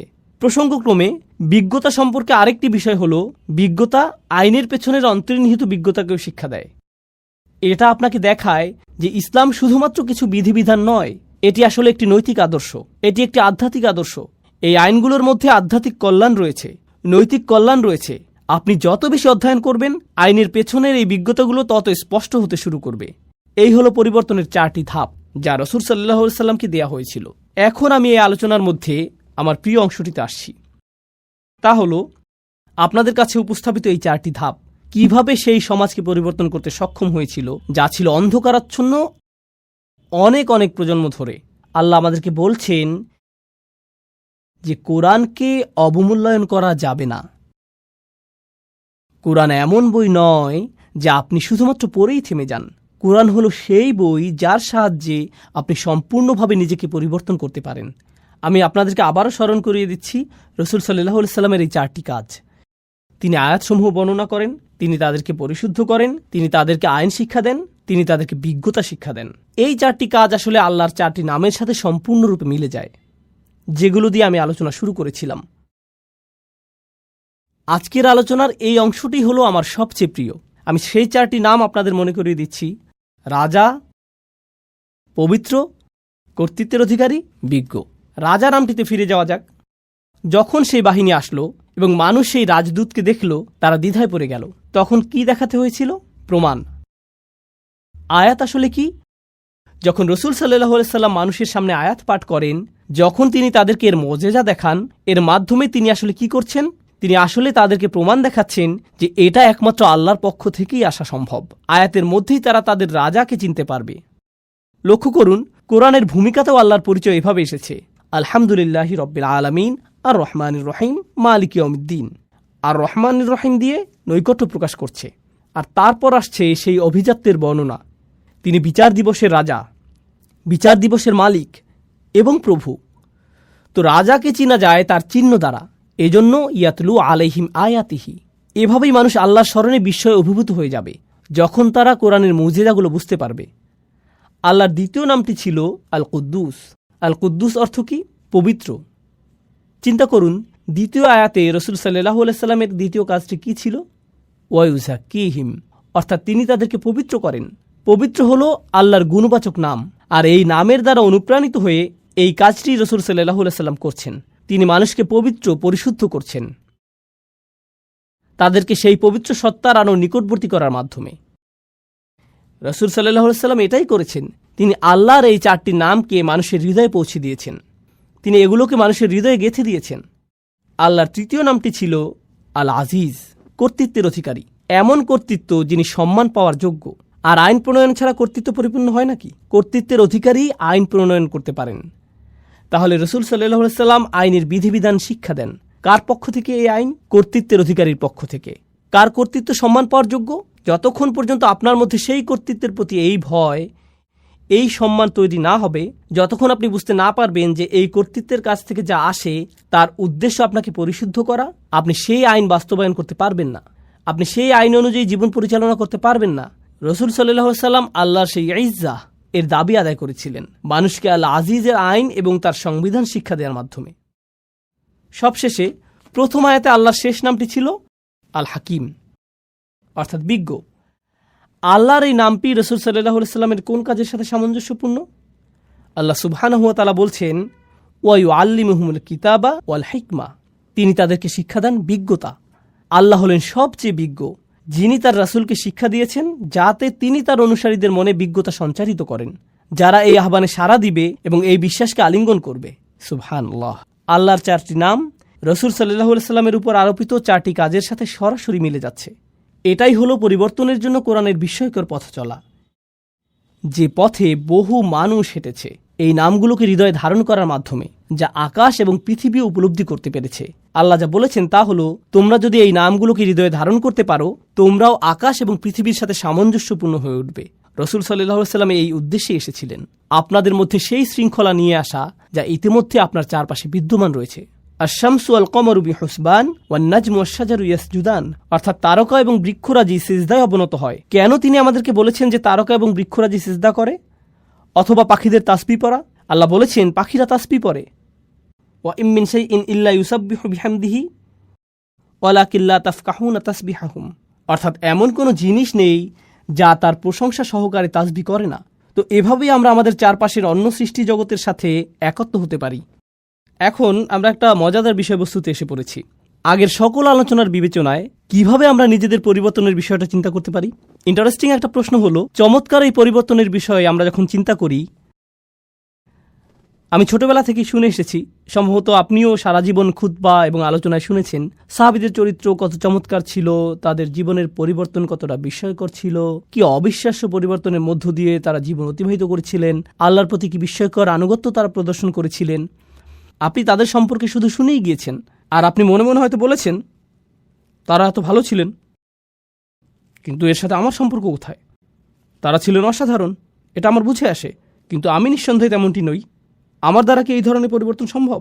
কোরআন কি আমাকে শুধুমাত্র এই অসাধারণ ঐতিহাসিক পরিবর্তনের কথাই বলছে? এক্ষেত্রে লক্ষ্য করুন তৃতীয় আয়াতটি। দেখুন আল্লাহ কি বলছেন, ওয়া আখারিনা মিনহুম লাম্মা ইয়ালহাকু বিহিম ওয়া হুয়াল আজিজুল হাকিম, অর্থাৎ তারা ছাড়াও অন্যরা, যারা হয়তো আরব না, আর এর দ্বারা পরবর্তী প্রজন্ম বোঝাতে পারে, যারা এখনও তাদের সাথে মিলিত হয়নি। তৃতীয় আয়াতে এটাই বলছে যে তারা ছাড়াও অন্যরা, যারা এখনও তাদের সাথে এক হয়নি। ওয়া হুয়াল আজিজুল হাকিম, অর্থাৎ তিনি হলেন সকল কর্তৃত্বের অধিকারী। এর দ্বারা আল্লাহ বলছেন আধ্যাত্মিক ও নৈতিক এই বিপ্লবটি শুধুমাত্র এমন কিছু মানুষের মধ্যে সীমাবদ্ধ নয় যারা রাসূল সাল্লাল্লাহু আলাইহি সাল্লামের সাহচর্য পেয়েছেন, বরং এটা এমন একটা বিষয় যার ধারাবাহিকতা অব্যাহত থাকবে, কারণ তিনি হলেন সর্বশেষ রাসূল। অন্যরা এখনও তাদের সাথে যোগ দেয়নি, তারা কখনোই তাদের রাসূলের সাক্ষাৎ পায়নি, কিন্তু তারা কোরআনের সাক্ষাৎ পাবে। তারা কখনোই সাহাবীদের সাক্ষাৎ পায়নি, কিন্তু তারা একই ধরনের পরিবর্তনের সাক্ষাৎ পাবে। তারা আসছে। এটা শোনার পর রাসূল সাল্লাল্লাহু আলাইহি সাল্লামের সাহাবীরাও চিন্তা করেছিলেন, অন্যরা? এই অন্যরা কারা? মানহা উলা। তারা বলেছেন, কুন্না জুলুসা ইনদান নবী সাল্লাল্লাহু আলাইহি সাল্লাম, অর্থাৎ আমরা রাসূল সাল্লাল্লাহু আলাইহি সাল্লামের সান্নিধ্যে বসেছিলাম। নাযালাত আলাইহি সূরাতুল জুমআ, সূরা জুমআ নাজিল হলো। এই সূরাটি নাজিল হলো, আর যখন তিনি তিলাওয়াত করতে শুরু করলেন, তিনি পড়লেন, ওয়া আখারিনা মিনহুম লাম্মা ইয়ালহাকু বিহিম, অন্যরা এখনও তাদের সাথে মিলিত হয়নি।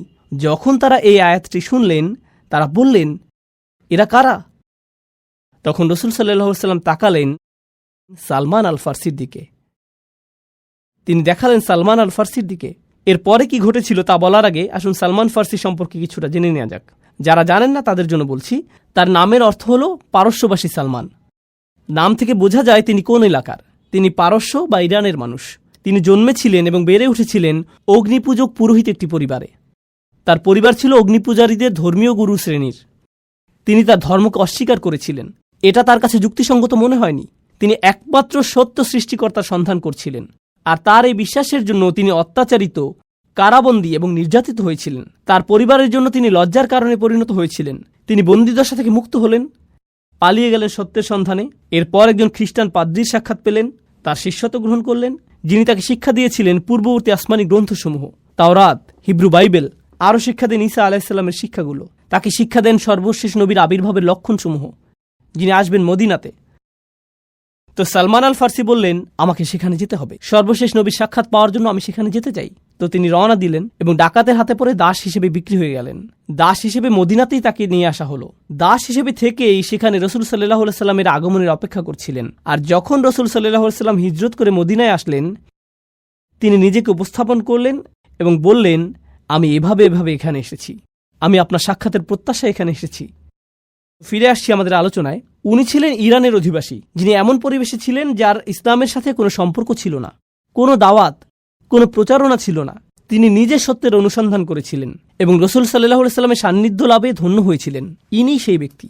সাহাবীরা রাসূল সাল্লাল্লাহু আলাইহি সাল্লামকে প্রশ্ন করলেন, অন্যরা এখনো তাদের সাথে মিলিত হয়নি, এরা কারা? তিনি সালমান আল ফারসির দিকে ইশারা করলেন। তারপর বললেন, লাউ কানা ঈমানু ইনদা সুরাইয়া, ঈমান যদি বৃহস্পতি গ্রহের মতো দূরবর্তী স্থানেও থাকত, লানালাহু রিজালুম মিন হাউলা, তার মতো মানুষেরা ঈমানের জন্য সেখানেও পৌঁছে যেত। এমন মানুষ আছে যারা অনুসন্ধানে রত থাকবে। তারা পৃথিবীর যেখানেই থাকুক না কেন, ইসলাম থেকে যত দূরেই তারা থাকুক, হয়তো লা ইলাহা ইল্লাল্লাহ সম্পর্কে তাদের কোনো ধারণা নেই, হয়তো আরবি ভাষা অথবা মুসলিম সমাজ জীবন সম্পর্কে তাদের কোনো ধারণাই নেই, হয়তো তাদের কিছুই জানা নেই, তারা জানে না কোরআন কি, আর এই সকল মানুষই আল্লাহকে খুঁজে পাবেন। রাসূল সাল্লাল্লাহু আলাইহি সাল্লাম বললেন, এরাই সেই সব মানুষ যাদের সম্পর্কে আল্লাহ বলেছেন এই আয়াতে।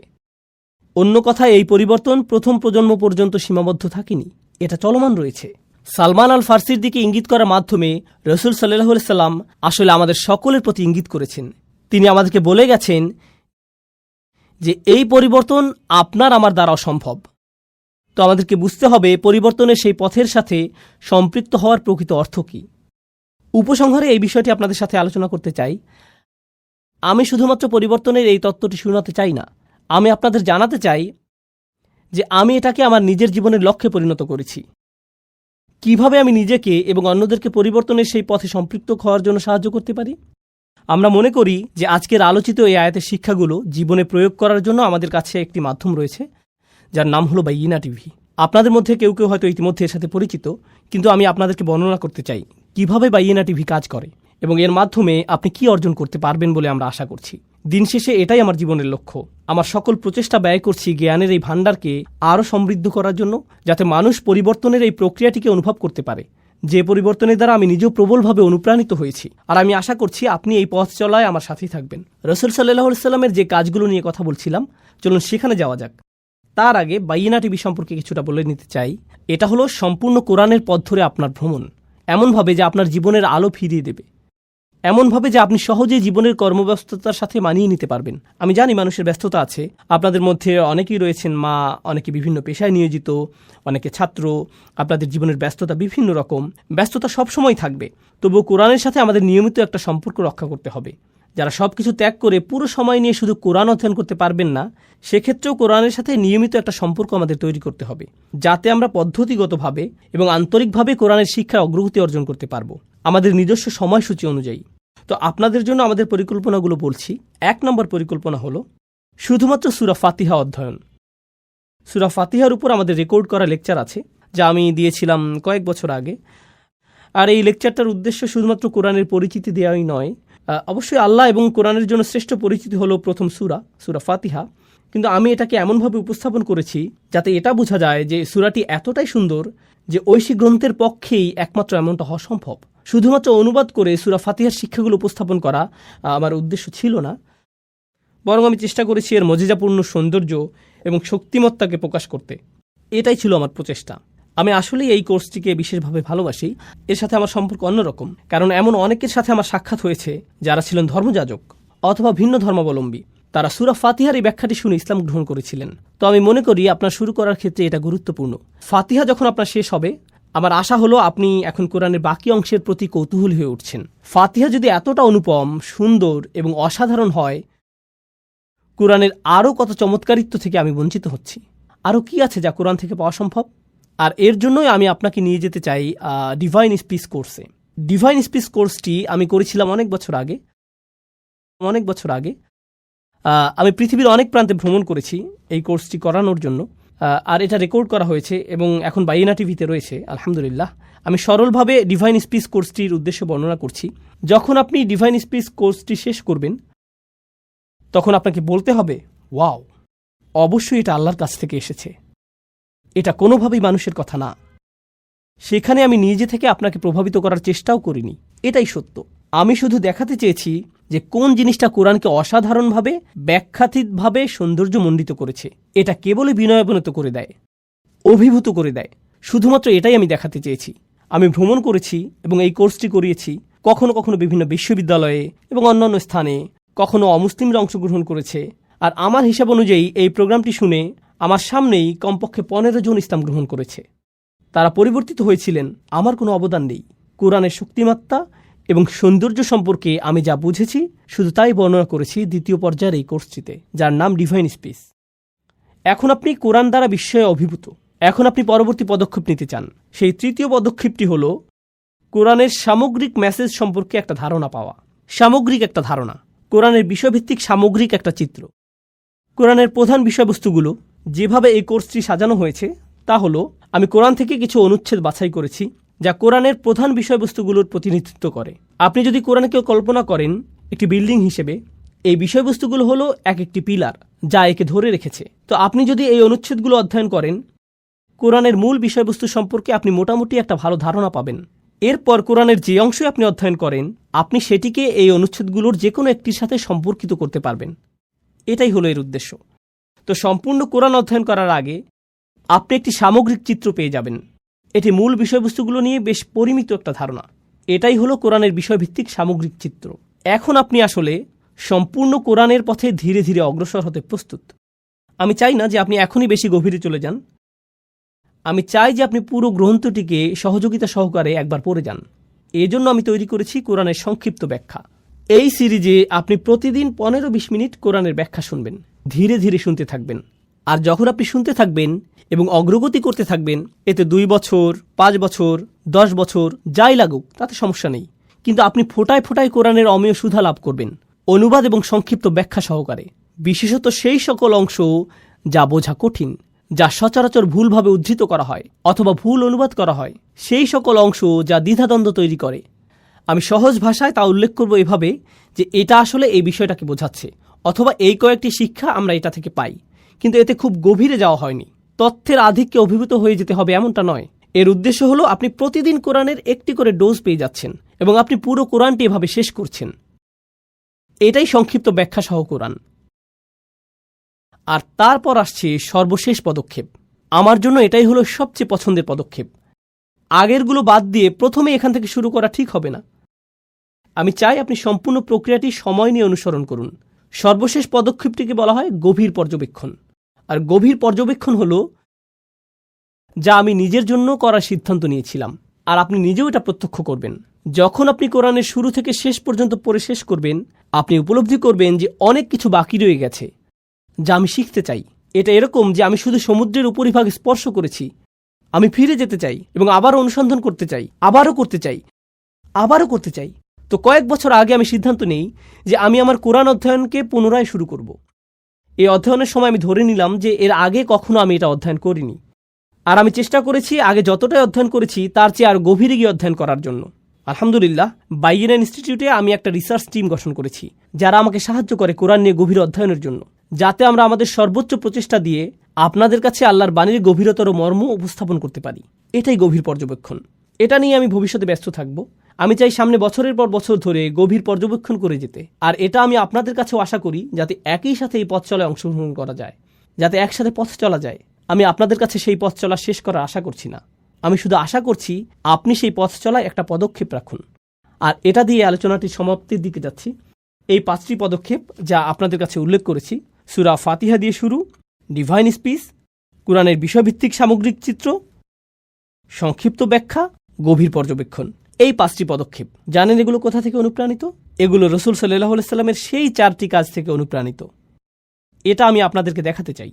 রাসূল সাল্লাল্লাহু আলাইহি সাল্লামের প্রথম কাজটি ছিল ইয়াতলু আলাইহিম আয়াতিহি। তিনি মানুষকে পরিচয় করিয়ে দিবেন মুজিজাসমূহ।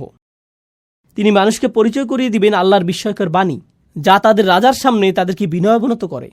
ফাতিহা সিরিজ এবং ডিভাইন স্পিচ সিরিজ তৈরির পেছনে আসলে এই চিন্তাটিই ছিল চালিকা শক্তি। আপনি এই 2টি সিরিজের মধ্য দিয়ে যাবেন, কারণ এর মাধ্যমে আমরা আপনাকে ইয়াতলু আলাইহিম আয়াতিহি এই আয়াতটির কিছুটা স্বাদ দিতে চাই। এটাই রাসূল সাল্লাল্লাহু আলাইহি সাল্লামের প্রথম কাজ। রাসূল সাল্লাল্লাহু আলাইহি সাল্লামের দ্বিতীয় কাজটি ছিল ওয়ায়ুযাক্কিহিম, অর্থাৎ তিনি তাদেরকে পরিচ্ছন্ন করেন, তিনি তাদেরকে পরিশুদ্ধ করেন। কিভাবে তিনি তাদেরকে পরিশুদ্ধ করেন?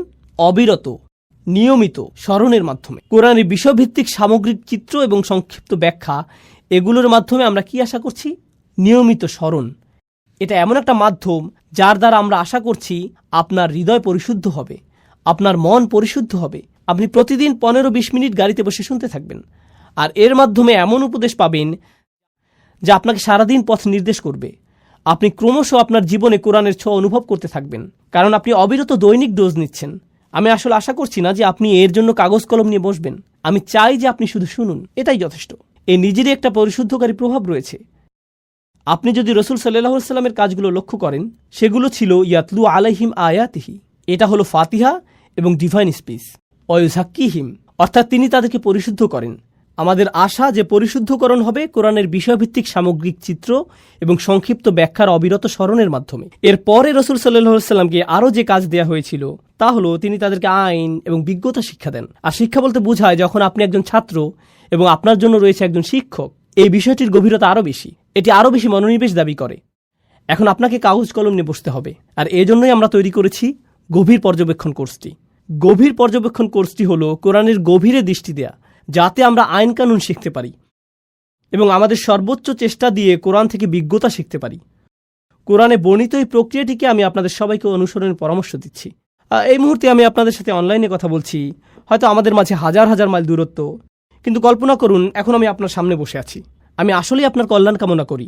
আপনি যদি ব্যক্তিগতভাবে আমার কাছে আসেন, যদি আপনার সাথে আমার দেখা হয়ে যায় কোনো এয়ারপোর্টে অথবা রেস্টুরেন্টে, আর আপনি জিজ্ঞেস করেন, ওস্তাদ আমি কিভাবে কোরআন অধ্যয়ন করব, তখন এই একই পরামর্শ আমি আপনাকে দিব।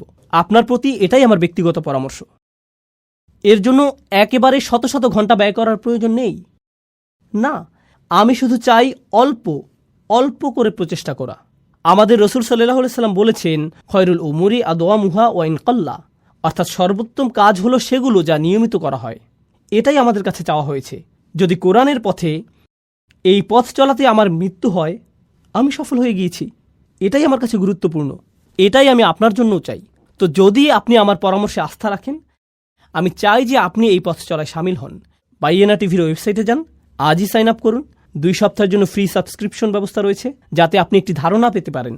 আলোচনা শোনা শুরু করে দিন। প্রতিজ্ঞা করুন যে সকালে যাতায়াতের সময় অথবা বিকেলে অথবা রাতে ঘুমানোর আগে আপনি আপনার প্রতিদিনের ডোজটি নেবেন, অল্প অল্প করে, অল্প অল্প করে, অল্প অল্প করে। আপনারা হয়তো জানেন না যে ইউটিউবে আমার হাজারো ভিডিও রয়েছে। আমি কথা বেশি বলি, আমার মা আমার সম্পর্কে এমনটাই বলেন।